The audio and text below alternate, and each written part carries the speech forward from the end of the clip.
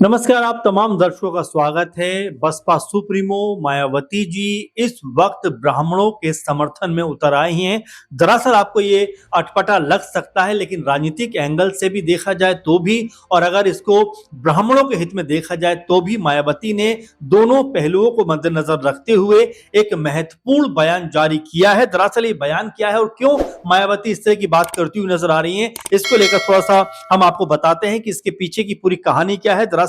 Web series इस समय खूब चर्चाओं में रहती हैं, लगातार कह सकते हैं कि कंटेंट इस पे बन रहा है, लगातार तमाम प्लेटफॉर्म पे वेब सीरीज रिलीज होती है। लेकिन अब एक ऐसी वेब सीरीज सामने आ रही है जिसको लेकर एक अलग तरह का माहौल बनता हुआ दिखाई पड़ता है और राजनीतिक तौर पर कहीं ना कहीं ये अब रूप लेता हुआ भी दिखाई देता है। इस वेब सीरीज का नाम है घूसखोर पंडित, और इसको लेकर ही पूरे का पूरा बवाल और कह सकते हैं विवाद बढ़ता हुआ दिखाई दे रहा है। अब इस मामले के ऊपर बसपा सुप्रीमो मायावती जी ने भी अपनी तरफ से प्रतिक्रिया दी है। उन्होंने जो बात कही है उसको लेकर हर कोई हैरान भी है, क्योंकि मायावती को दलितों की लीडर के तौर पर देखा जाता है, लेकिन मायावती चूंकि 2027 का चुनाव भी देख रही है, अपनी पार्टी को दोबारा रीस्टैब्लिश भी करना चाहती है। ऐसे में उन्होंने ब्राह्मण समुदाय के पक्ष में एक अहम बयान दिया है। उन्होंने कहा है कि ये फिल्म जो वेब सीरीज आ रही है ये ब्राह्मण समुदाय का अपमान है, इसके जरिए ब्राह्मण समुदाय का अपमान करने की साजिश की जा रही है।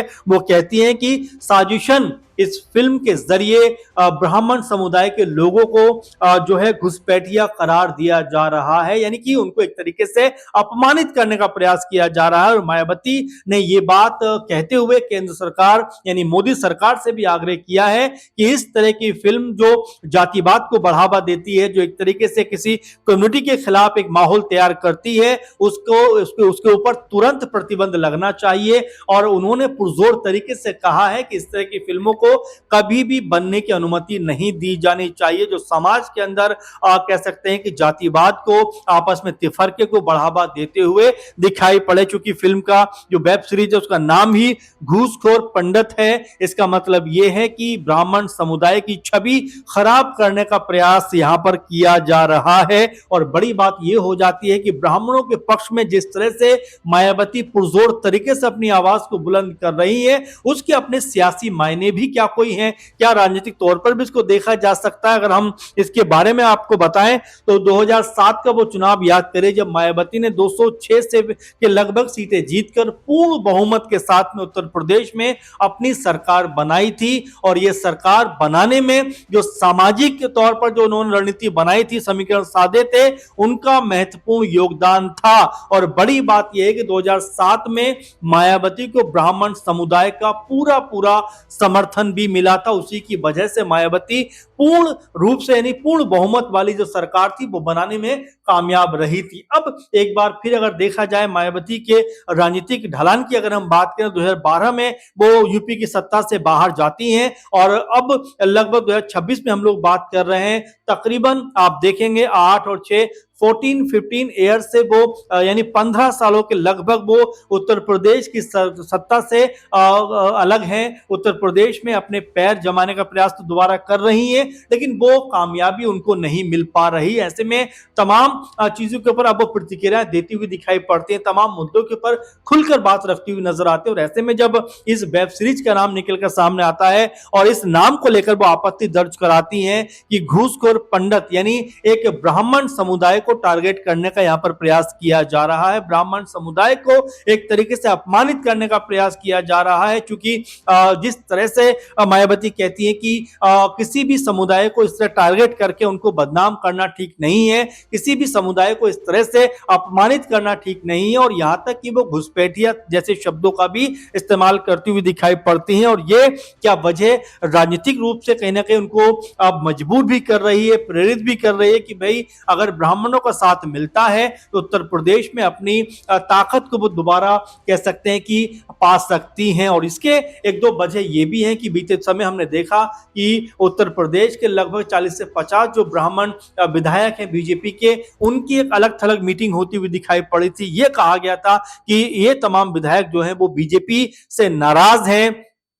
इसीलिए अलग होकर मीटिंग करते हुए दिखाई पड़ रहे हैं। उस समय बीजेपी आला कमान के भी होश फाख्ता हुए थे, उन्होंने तुरंत ब्रजेश पाठक को दिल्ली बुलाया, यहां पर मीटिंग होती हुई दिखाई पड़ी। यानी कि एक तरीके से ऐसा लगा, ऐसा एहसास जरूर हुआ कि जो ब्राह्मण विधायक है वो शायद ऐसा महसूस कर रहे हैं कि उनकी अनदेखी की जा रही है, इसीलिए उन्होंने अलग मीटिंग करते हुए वो नजर आए। तो क्या इस बात को भी इस तरह देखा जाए कि मायावती जो घूसखोर पंडित है, इसके जरिए ब्राह्मण समुदाय की सिंपैथी के तौर पर ये बात कहना चाहते हैं, क्या उनको अपने साथ लेकर चलने का फिर से वो इरादा कर रही हैं? क्या उनको भी पता है कि जिस तरह से उनके पास से वोट बैंक छिटका है, क्या वो दोबारा हासिल करने का ये एक बेहतर तरीका है कि जो भी समुदाय है उनके हित की बात करते हुए जो है वो अपना पक्ष रखें? और यही वजह है कि मायावती इस तरह से यहां पर ब्राह्मण समुदाय को लेकर कह रही हैं कि भाई उनका अपमान नहीं होना चाहिए। तो क्या ये मानकर चला जाए कि मायावती जी अब उत्तर प्रदेश में पॉलिटिकल रूप से खुद को मजबूत करने का जो प्रयास है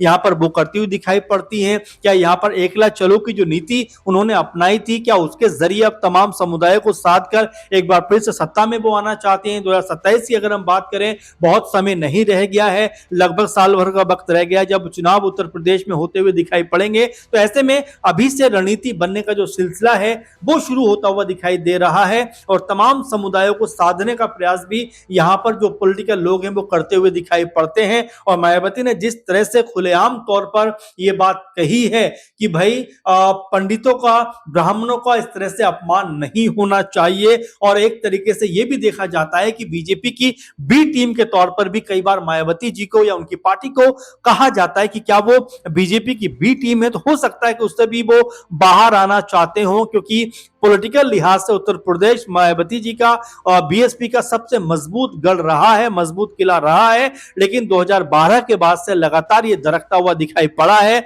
2022 के विधानसभा चुनावों की बात करें तो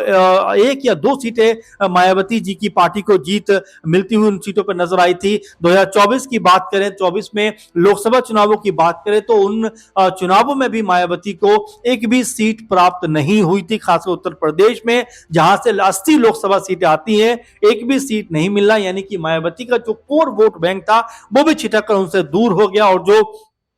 कह सकते हैं वोट बैंक की बात करें तो उनको जो वोट प्रतिशत मिला 2024 के चुनाव में वो भी 8-9% के आसपास ही मिलता हुआ दिखाई पड़ा। तो ऐसे में मायावती को भी पता है कि अगर सामाजिक तौर पर अगर लोगों को साधने का उन्होंने अभी से प्रयास नहीं किया तो 27 आते आते उनकी पार्टी एक बार फिर से कमजोर साबित यहां पर होती हुई दिखाई पड़ेगी। कई नामों का जिक्र लगातार हो रहा था इस बीच भी, चाहे नसीमुद्दीन सिद्दीकी हो, चाहे आजम खान हो या धर्मवीर सिंह हो, ऐसे तमाम जो लोग हैं उनको लेकर यह कहा जा रहा था कि इनकी वापसी बीएसपी में होती हुई दिखाई पड़ सकती है। स्वामी प्रसाद मौर्य को लेकर भी कहा जा रहा था कि उनकी भी यहां पर वापसी हो सकती है। तो कुल मिलाजुला कर देखा जाए तो मायावती ने जिस कह सकते हैं मौके पर चौका मारा है, क्योंकि वेब सीरीज को लेकर अभी बहुत सारा कह सकते हैं विरोध ब्राह्मण समुदाय की तरफ से देखने को मिल रहा है, लेकिन राजनीतिक तौर पर किसी ने भी पुरजोर तरीके से यह आवाज बुलंद नहीं की है। और यहां पर मायावती ने जिस तरह से खुलकर ब्राह्मण समुदाय का सपोर्ट किया है, खुलकर अपनी आवाज को बुलंद किया है और केंद्र की मोदी सरकार से कहा है कि भाई इस तरह के कंटेंट पर जितना जल्दी हो उतना जल्दी प्रतिबंध लगाना चाहिए, क्योंकि ये जो कह सकते हैं फिल्में हैं ये किसी समुदाय विशेष के या किसी भी एक समुदाय की जो भावनाएं हैं उसको आहत करने का प्रयास करती हैं, इसीलिए समाज में इस तरह की फिल्में नहीं आनी चाहिए। अब ऐसे में मायावती ने जिस पुरजोर तरीके से अपनी बात को रखा है उसका कितना असर होता हुआ दिखाई पड़ेगा ये तो आने वाले दिनों में देखने को मिलेगा। लेकिन जिस तरह की आवाज और जिस तरह की बात उन्होंने सामने रखी है उससे कहीं ना कहीं ऐसा लगता है कि ब्राह्मण समुदाय तक वो पहुंचने का प्रयास जो कर रही है हो सकता है कि इसके जरिए वो पहुंचती हुई दिखाई पड़े। फिलहाल अभी 27 चुनाव होने में समय है, उससे पहले तमाम रणनीतियां कह सकते हैं जो बननी चाहिए या बनती हुई नजर आएंगी, उसमें मायावती ने पहला कह सकते हैं बाजी जो है वो मार दी है। अब ऐसे में मायावती का सपोर्ट ब्राह्मण समुदाय की तरफ से कितना मिलता हुआ दिखाई पड़ेगा, क्या रणनीति बनती हुई नजर आएगी, इसके ऊपर नजरें उत्तर प्रदेश में लगी रहेंगी, क्योंकि मायावती अब एक्टिव होती हुई दिखाई दे रही हैं और हो सकता है कि जिस तरह से उन्होंने अपना जो कोर वोटर खोया है उसको वापस वो जो है अपने पास लाते हुए दिखाई पड़े, और साथ में जो अन्य समुदाय हैं, चाहे मुस्लिम समुदाय की बात करें, ब्राह्मण समुदाय की बात करें, उनकी तरफ भी जिस तरह उनकी निगाहें लगी हुई हैं, हो सकता है कि वो वोट बैंक भी मायावती की तरफ आता हुआ नजर आए। तो इसको लेकर आप क्या सोचते हैं कि क्या वाकई में मायावती ने जिस तरह से अपनी आवाज को बुलंद किया है वेब सीरीज घूसखोर पंडित को लेकर, क्या वाकई में ये पॉलिटिकल तौर पर उन्होंने एक मजबूत कदम रखा है? क्या वाकई उन्होंने उत्तर प्रदेश की राजनीति को साधने का एक मजबूत तरीका यहां पर खोजा है? इसको लेकर आप क्या सोचते हैं जरूर कमेंट करिए। फिलहाल इस प्रोग्राम में इतना ही, लेकिन आप लगातार हमारे साथ बने रहें। नमस्कार।